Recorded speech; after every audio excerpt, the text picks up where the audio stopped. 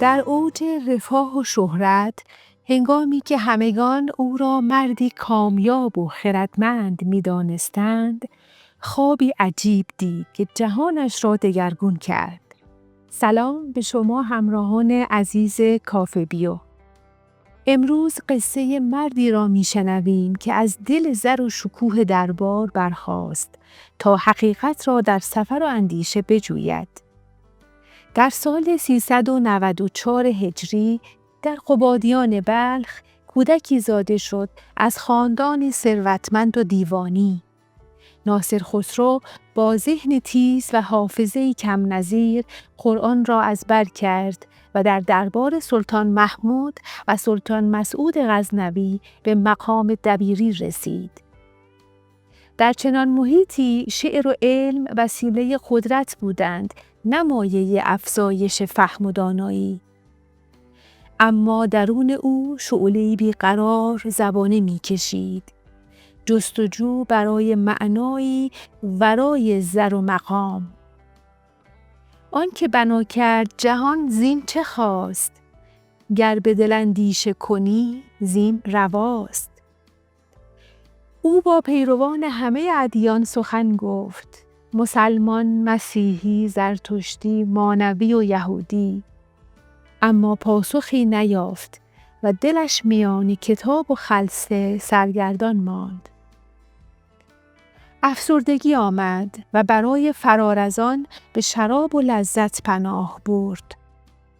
خمار جسم برای خواباندن آتش روح، تا آنکه شبی در خواب ندایی شنید: چند خواهی خوردن از این شراب که خرد از مردم زایل کند؟ اگر به هوش باشی بهتر.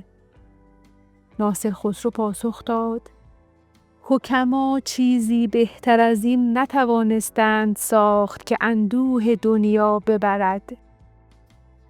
مرد گفت: حکیم نتوان گفت کسی را که مردم را به بیهوشی و بیخردی رهنمون باشد.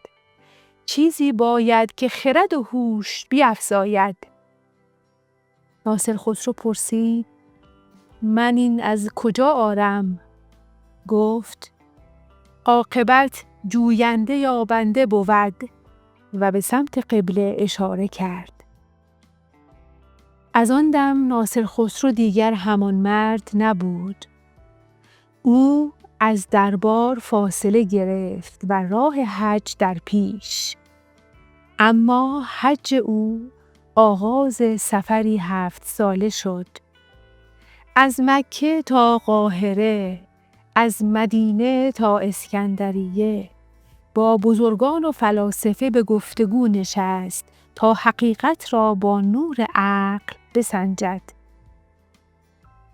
در مصر در دستگاه فاطمیان به آیین اسماعیلی گروید و از مبلغان سرسخت آن شد.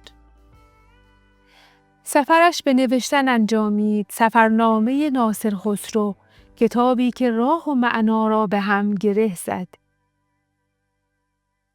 در پی نقد اندیشه‌اش مخالفانش تکفیرش کردند، گریخت و در کوهستان‌های بدخشان افغانستان پناه یافت. در یومگان سالها در تبعید زیست. 15 سال برآمد که به یومگانم، چون و از بهر چه؟ زیرا که به زندانم. ولی این زندان زندان جسم بود، نه اندیشه.